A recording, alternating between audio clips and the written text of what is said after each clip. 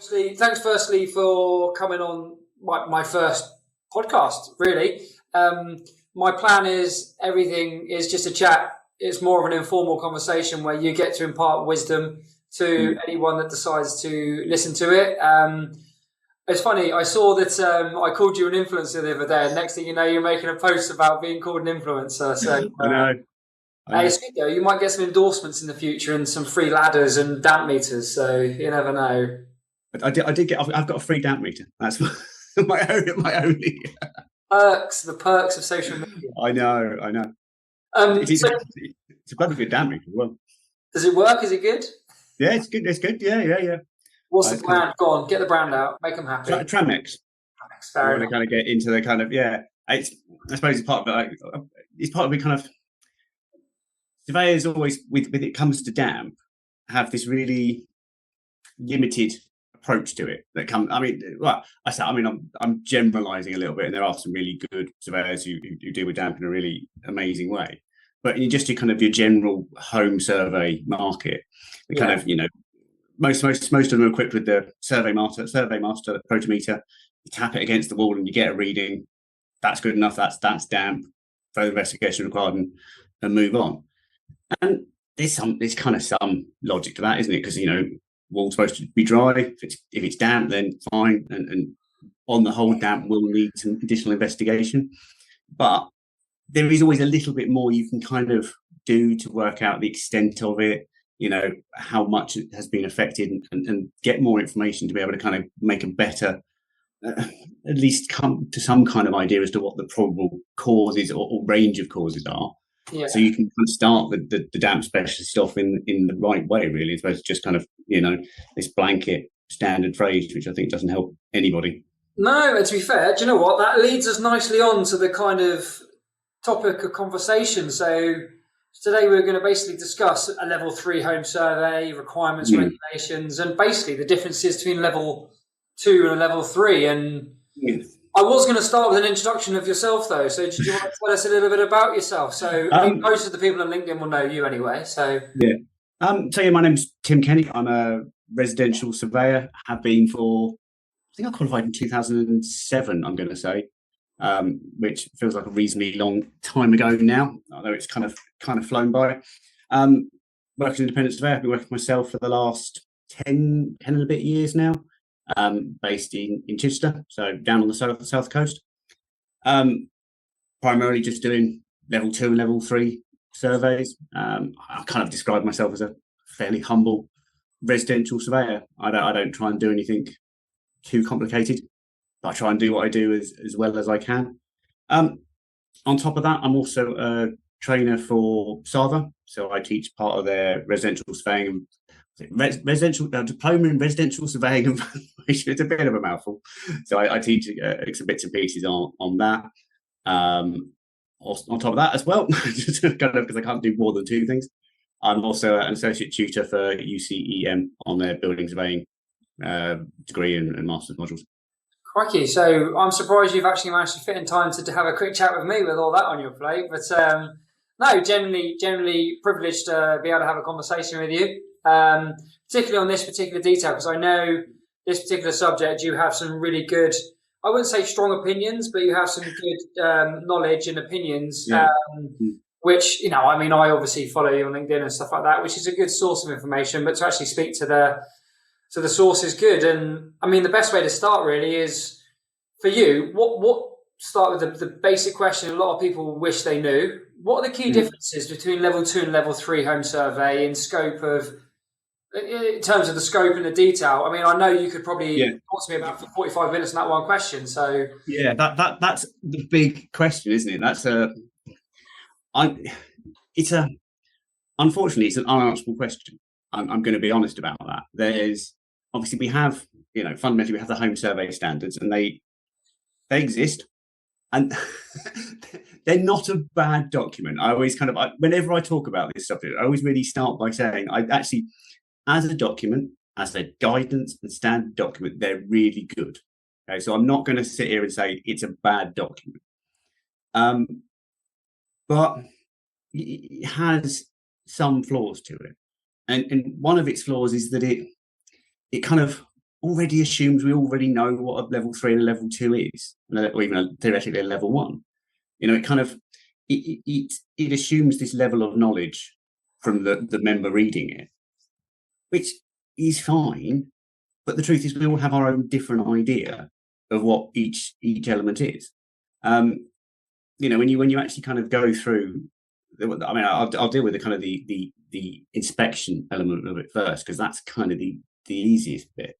If you go through and look at the standards, and if we should all, as surveyors, look at those standards, have read them at least once, and probably go back to them on a regular basis. Every few months, you should be going back to those and going, okay, well, am I still doing this right? But if you look at the description for the inspections, it says, level 1. I mean, not many of us do level 1 surveys, but it describes it as this kind of visual inspection, right? And then it goes on to talk about a level 2 being essentially sort of slightly more thorough than a level 1, and then a level 3 being even more thorough. Kind of makes sense to us, doesn't it? But the problem is, there's no definition of what the level 1 scope of inspection really is. Yeah. Okay, so how do you know what's more than that, and then even more than that? We've got this kind of really limited little bit that's described a bit more in the scope of the service later on. For example, level 1, we open 1 window per elevation. Level 2, it's 1 window per elevation plus 1 of each type. Level 3, it's obviously all of them. That kind of makes sense. Yeah. But of course, windows are actually quite important. We kind of underestimate how important windows are. So as part of following this kind of example, the trying to determine any structural movement, you've got to open all the windows as part of that, because we know if windows start to stick, that's a really good indicator. If we go back to BRE Digest 251, that's a really good indicator of the extent of movement, right? So opening the windows tells you, okay, that window opens fine. That's a good indicator that this level of movement is limited. So as part of that, we're always going to open lots of windows anyway. But also, windows are important, but they're also quite a small chunk of a building. We've got other examples like, okay, level 3, you might enter a subfloor void. I don't know about you, but there's not many subfloor voids in standard residential property. I had one. In fact, yesterday, I was able to lift up a couple of floorboards. A property in a understairs cupboard. Got those up and had a little look on a patch about so big. That's it. And what more is that really giving you? So, I mean, don't get me wrong, it looks great on the report because you've got photos and it looks like you've done something, but effectively you've looked at maybe 1 square meter. Yeah. Well, as it happened, this one actually was really useful because it gave me a clear view of the back of one of the air bricks, and you can see the air bricks were fitted just above or about halfway up floor height. So all the air bricks were halfway obscured by the floor anyway. I know it's tough. Anyway, that's a rare example where it happened and it's useful, but that's like one this year almost. Yeah. And more often you might go in a cellar, and that's but you should be, if it's a cellar, you're going in that if it's a level 2 or a level 3 anyway. Yeah. So it's a bit of a nonsensical one to put that in, and there's a few other little bits and pieces, but ultimately, broadly they might add up to 10% of the building. Yeah. The other 90%, we're left to go, okay, well, for example, I'm looking at the walls. I'm looking at the main walls of a house from the outside. There's only really one way I can look at that. I can look at everything. I can't not look at some of it. Yeah, I'm looking at a chimney. I'll look at all of the chimney. I can't not look at some of it because it's level 1. So there's no logic. We have some other little bits like grounds, for example. So we know that level 2, we carry out a thorough investigation. No, I think level 2, we carry out a thorough investigation. Because level 3, we carry out a comprehensive investigation. What's the difference? In fact, They're two words that are very much opinionated as well. So what my wife describes as tidy, I have a different definition of that very word. So someone's definition of thorough and comprehensive might differ in that regard as well, right now? Yeah, exactly. Well, in fact, even if you go back to the dictionary definitions of the word used for a level 2 is actually implies more. extensive inspection for a level 2. So the language is wrong.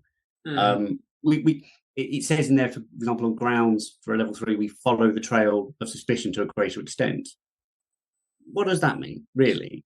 We have to follow the trail. We can't not do it because it's a level 2. Yeah, that's what I was going to say. Have you ever done a level 2 and seen the start of a trail or a defect, and thought, okay, I'm going to follow that trail. Oh no, I can't follow it anymore because they haven't gone for that level service. Yeah. So I will tell them this, but I won't tell them that because it's outside the scope. Well, the way I describe it is like, would you want to be standing there trying to defend yourself against a claim for missing some Japanese knotweed on the grounds that I didn't follow the trail sufficiently, or it was a thorough investigation, not a comprehensive investigation? It's kind of a meaningless distinction. I mean, the only thing I could suggest is maybe that on a level 3 you could cut back plants. Yeah. I'm not going to cut back plants because it's a non-invasive, non-damaging. That becomes invasive. And if you've been to the garden centre recently, plants are expensive. So I don't want to be paying for someone's plants if I cut back something. I can be honest, I haven't been to the garden centre recently. So I spent 70 quid before last. It was, just on some plants. So it's not just there's this kind of real difficult, and it's an odd thing because I have some genuine concerns about the fact that as an industry we're making ourselves, in effect, we're increasing our level of liability by I was going to say the word pretending, but if we imply that a level 3 survey is more thorough in terms of the level of investigation, we are opening ourselves up to lots of issues, firstly on level 2s and on level 3s. So on level 2, one of the issues in the case of Hart and Large, really vital case that we should all know, judge found, okay, well, the surveyor would have been better off, the client would have been better off if the surveyor had advised them to have a level 3, right? Surveyor didn't do that, therefore that was part of why he was found liable. We can argue about that for a lot, but to my mind, I don't think the surveyor would have identified anything more on a level 3 in that case. I haven't been to the property, but from what I can see and what I know of everything else. But because we as an industry are saying this level 3 is more thorough, the court's going to go, well, you're saying it's more thorough, therefore it must find more. When we perhaps know, the reality is it doesn't. So we're making our rod for our own backs because the court can always say, well, you should have done level 3 because then you would have found the defect. You can't say, we wouldn't have found the defect because we pretend level 3 is more comprehensive. So it's a bit of a, but also on a level 3, I always say that everything you do to sell your service forms part of your terms with your client. So if I say my level 3s are the best in the world, right? My clients are entitled to rely on that because I'm a professional offering an opinion. Therefore, they're going to expect my survey to find all of the problems. They're going to expect this real level of invasive detail that I can't supply because my level of investigation is pretty much the same as it would be for a level 2. Yeah. So we're setting the bar of expectation of our clients too high by pretending that as well. For me personally, I work to the same standard for both levels in terms of the inspection. My terms back that up. There's nothing wrong within the home survey standards that says you can't do that as long as you're clear in all your terms. So that's the only way I can see it working, is to say, be clear with my clients and say, I do the same thing for both of them, right? Yeah. And I'm comfortable with that. And if I'm talking to them about what survey level to have, I'll always say that. Because really what sets a level 3 apart is what you write, and it's the level of detail that goes into it. That's the key distinction. If we come back to the standards, just to kind of muddy the waters a little bit, one of the things it says in the reporting standards for a level 3 is that what the level of detail you include should be kind of commensurate with the level of detail of the inspection. We've already established the level of details in the inspection is the same. So the level of detail in the report theoretically should be the same. But we'll ignore that little hole. What really should set a level 3 apart is what you tell the client. And I think we as surveyors should get more comfortable with that fact. That it's just the information we're giving them and the depth, and that information has value. I suspect there's issues around how much value it actually offers to people on more modern properties, where some surveyors may feel that they still want to do level threes, but certainly on older stuff, it really does add a huge amount of value. I mean, I was looking at a couple of LinkedIn posts, and there's always good conversation on LinkedIn. That's why I like it quite a lot. And it was a gentleman who was basically saying, I only offer level threes.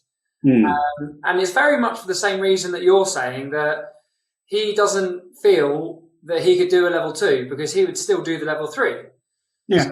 So say what you've just said, whether someone has a level two or a level three, you're basically going to offer them the same service because you will basically survey it in the same way. Your inspection will change. So from a client point of view, I'm thinking, brilliant, I'm going to ask for a level two and get a level three. But, Yeah, I mean, it's that real depth of detail that I think should set a level three apart. And I'm not, some maybe don't quite live up to that, but it's certainly what should do it. Yeah. Of course, it's the key thing is understanding what detail really means. So one of I teach a workshop on level three. People upgrading to level three surveys and starting that process. And one of the things you maybe see in people when they start trying to do a level three survey, they know, okay, I've got to give detail. The thing they know is I've got to provide detail, and that means there's got to be loads of content. And we all think, well, that's words. We're really, particularly as a profession, maybe a little bit tied to this idea that a survey report should be lots and lots and lots of words. And it's true to say that you do have to write, the text is important. Yeah. But it has to actually be meaningful and useful. Even again, we go back to the kind of the home survey standards. It does kind of say that this is all what you're putting in there has to be relevant. For example, you see it where people might include the entire history of cavity wall construction in a level three report. It might all be accurate, but I personally don't even care about the history of cavity wall construction. I look at what I'm looking at. Yeah. But even I'm not that interested in it. Your client's not going to be either. And we have to recognise that, I don't know, when's the last time you bought a house? I bought mine about 6 months ago. 15 years ago, really. It's been a while. Well, there's a lot of paperwork. I mean, there was a lot of paperwork 15 years ago. There's more paperwork now. They've got the whole new TA6 forms and all of the paperwork that goes with that. And there is stuff that was pages and pages through. You get so much stuff from the solicitor, the mortgage company, everybody's throwing bits of paper at you. And then if someone is presenting you with a 80-page document of neatly spaced text, I'm not going to read that. And particularly if I start going through it, and a lot of it really doesn't feel relevant, doesn't ask me to do anything, I'm going to start skipping through that because I'm trying to get through all the paperwork that I have to get through and sign for the solicitor, for the mortgage lender, trying to get my house packed up, trying to kind of deal with my sale and my purchase, plus getting on with everything we have to do in everyday life. I'm going to, and we surveyors moan about people not reading reports. I mean, it's one of those big moans. Yeah, well, someone but do you not think there's a happy medium as well, though? Because, for example, I mean, I'll just choose a random one. You tell someone that their damp-proof course ain't working.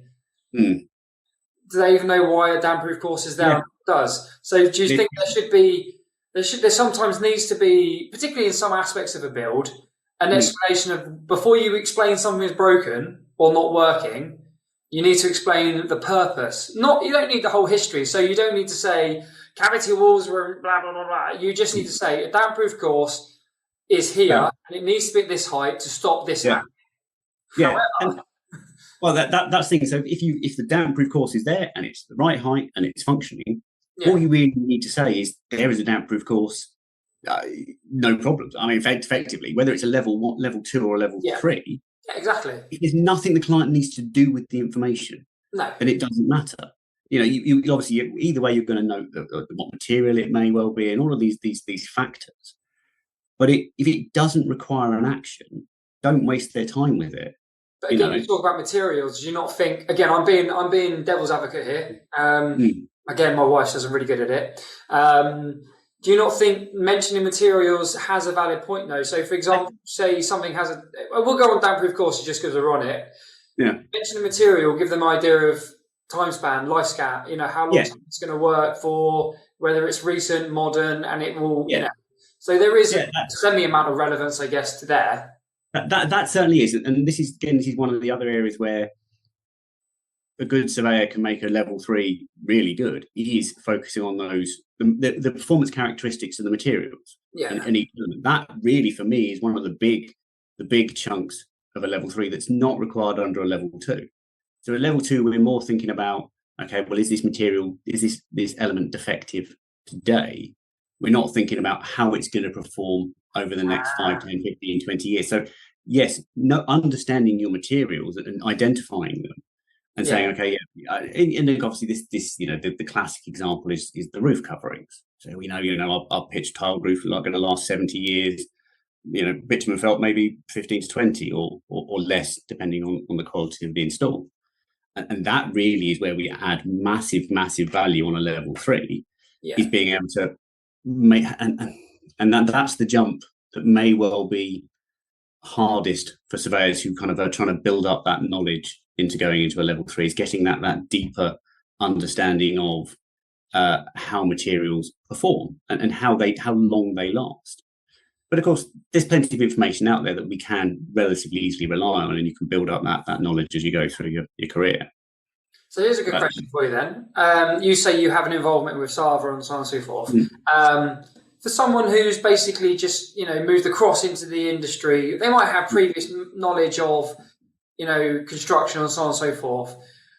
When do you think someone is qualified, or not qualified, what's the word I'm looking for? Competent. When is someone competent doing a level 3, or when does it change from, you can do a level 2, now you can do a level 3? Because effectively, if you've got your certification from I've got my mirror thing on, there we go, Rix, then technically you can, but can you? Yeah, this is always you're asking the big questions to which there are no good answers. I know, I'm testing you. Because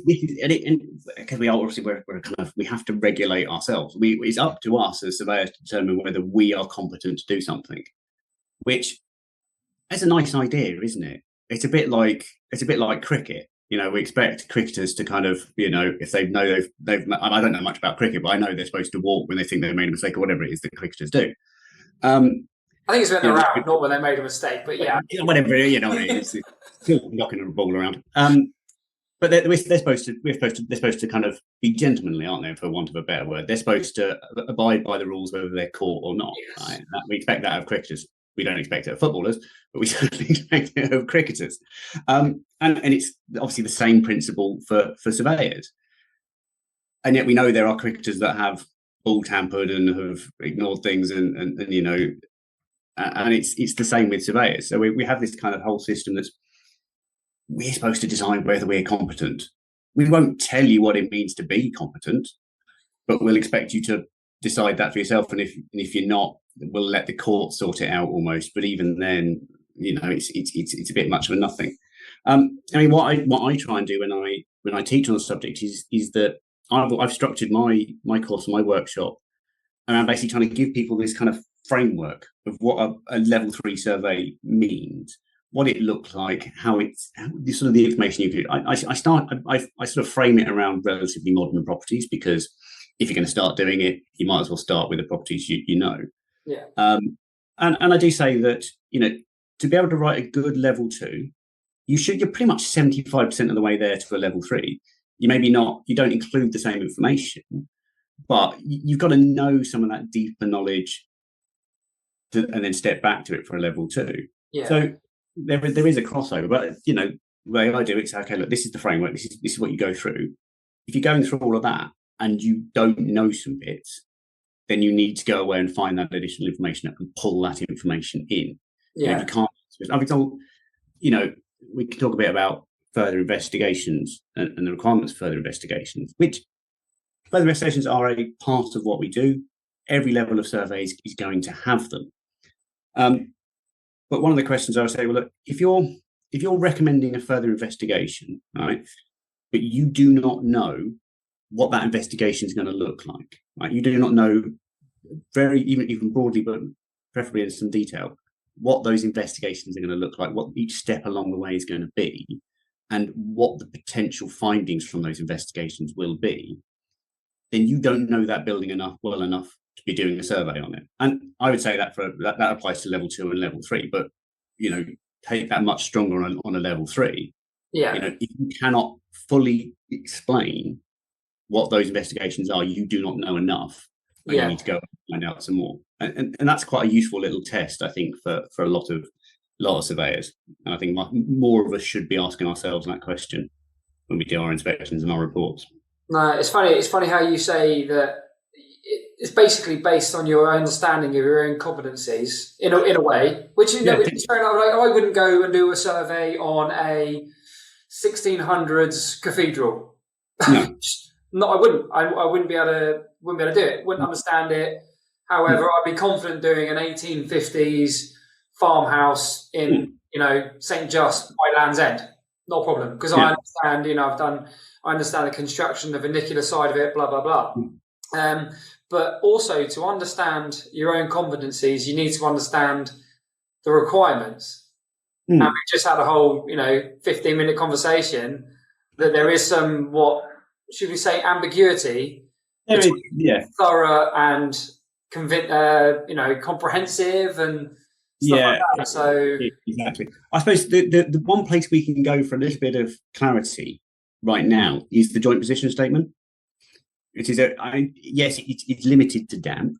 Damp is obviously a big issue, but it's certainly limited to damp.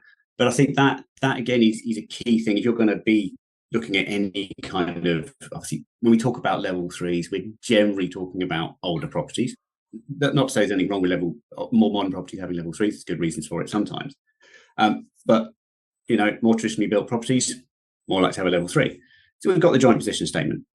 And again, there are still plenty of surveyors out there who haven't read that statement, don't understand it, don't think it applies to them, which is very wrong, because it is the one document that we should all know. Whether any inspection of a property that may include looking for damp is covered by that document, and it's not an RICS document, but the RICS says you should use it, and it will be used against you.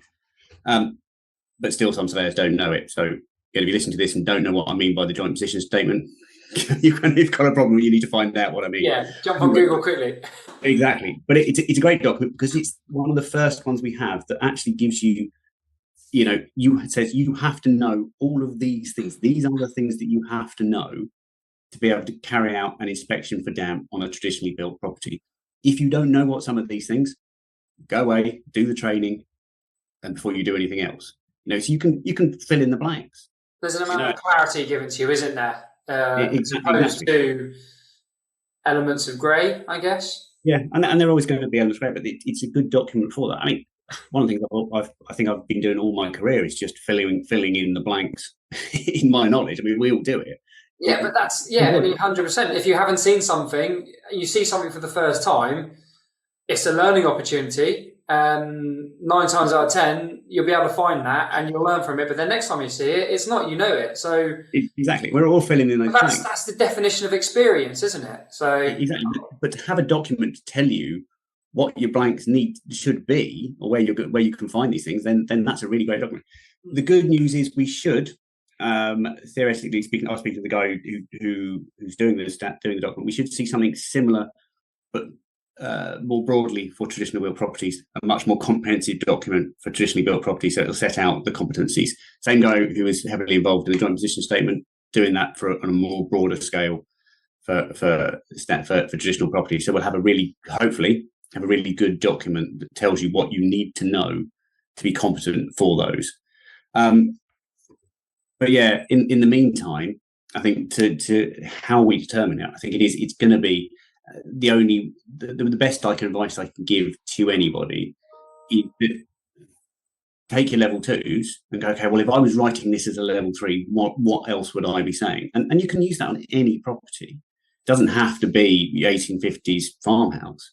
It can be a 1960s semi. the same principles will apply. Think about, okay, what more information is there about this? One I always look at is quite good to do with construction types. Right, so it's very easy for people to look at perhaps a 1950s property and go, okay, well that's cavity wall construction, and your report can say main walls are of cavity wall construction. You might give an explanation of what cavity wall construction is. A good level 3 will say, yeah, the main walls are mostly of cavity wall construction. However, it will include some solid elements around the windows and door openings because this property was built prior to the development of plastic cavity wall closers. Right, so the bits around the windows and doors, they are all effectively solid. So that's where you add that additional detail in your level 3 survey. And it's useful in a level 3 survey because the client may be looking to do some major work to the property, and therefore will need to understand if they may be retrofitting, and more works around that. So they have to have that deeper understanding that you will give them by doing that on that level 3 survey. So again, if you can't do things like that, then you just need to kind of take a step back and maybe brush up your construction knowledge and get that slightly deeper understanding. We're drawing to a close. About 5 minutes left. But so quick, 2 final questions. Firstly, you talk about expanding your knowledge and stuff like that. How do you do that? I mean, there's lots of useful kind of groups where you can ask questions. I mean, I've been involved in companies, and any good company, in my opinion, has a WhatsApp group or something where surveyors can just put some photos and share their knowledge. Obviously, for a one-man band or an independent firm or so on and so forth, what kind of any recommendations to help these kind of expand and develop? The way I did it was literally trying to learn from other surveyors. I think when I started, we kind of always had like a peer-based group from some other independent surveyors based around the country sharing knowledge. I think that is key. But also the other thing I will say is that we don't have to be the expert at everything. So as a humble residential surveyor, we're not expected to know everything. It's accepted that we'll know it. There's a really great case that says, it was talking about advocates and counsel in a legal sense, but it applies to all professionals. That it says you only have to, if a client has to prove that you made a mistake that no other reasonable surveyor would make, no other reasonable professional or reasonably competent professional would make. So we only have to be reasonably competent. Now, obviously, the definition of reasonably competent is quite a high bar, but we don't have to be the absolute expert. There's always going to be people that know more. We all have a limit, a ceiling to our knowledge, and we can compare ourselves to really good surveyors, and we should aim to be as good. But we don't have to know everything, and we can get very concerned about liability. And there's a case going through at the moment. I noticed this morning that was quite interesting. But there you're talking about a claim of 1.2 million, and it's quite scary stuff. And there may be issues around what the surveyor did or didn't do. But actually, pure condition-based surveying is relatively low risk, and you can manage that risk by obviously only taking on properties that you are competent to do, giving yourself the space and time to do it properly. If you're approaching a property where you have that little bit of, okay, well, I always describe it as sometimes you're working with your toes just touching the bottom of the pool. You can touch the bottom, but you're not quite quite stable. Yeah. When you're doing one of those, you're going to have to leave yourself plenty of free space in your diary. You might even be saying to your client, this is going to take me an additional day, 2 days, 3 days to write up, because you are going to have to go away and you're going to have to do that depth of research. But obviously you also need to make sure that you're spending the time on site and collecting all of the information you can possibly collect. Over collect on those ones, knowing where it's going to be perhaps you're going to have to think a little bit more broadly and have a bit more knowledge to go for it. But it is possible for one-man bands. You don't have to be working for somebody else for 20 years before you go away and do your first level 3. But if you're going to do it, I would never advise anybody to do it straight out of, for example, the Sava course or anything like that. But if you are going to make that step at a relatively early stage, you have to be so careful. Yeah, we're protected because you've got your insurance and it's not a high claims area of work, and you only have to be reasonably competent. But that still, leaves a lot of area that you have to make sure you get right, and that does come from having space and time to do it properly. Perfect. Well, I was going to ask you to give a 30-second pitch to surveyors in regards to basically what you've just outlined, so I won't do that. Instead, I will round off. Obviously, big thank you. My first podcast, so hopefully you didn't get anything from it other than the you almost look like you knew what you were doing. Well, I have the certificate in the background and the scaffold, so I kind of spent all my time setting up the background as opposed to say. But no, generally it was a genuine pleasure speaking to you, and it's good as I expected, you generally have got an absolute wealth of knowledge, not just on, obviously, no doubt, the surveying side of things, but your understanding of the industry as a whole, and regulations and requirements and so on and so forth. So, I mean, if anyone's listening to this, you don't follow him on LinkedIn, I suggest you get hold of Tim Kenny and listen to his snippets of wisdom that he will literally give you throughout the week. But no, mate, generally, thank you very much. It was a pleasure. No, thank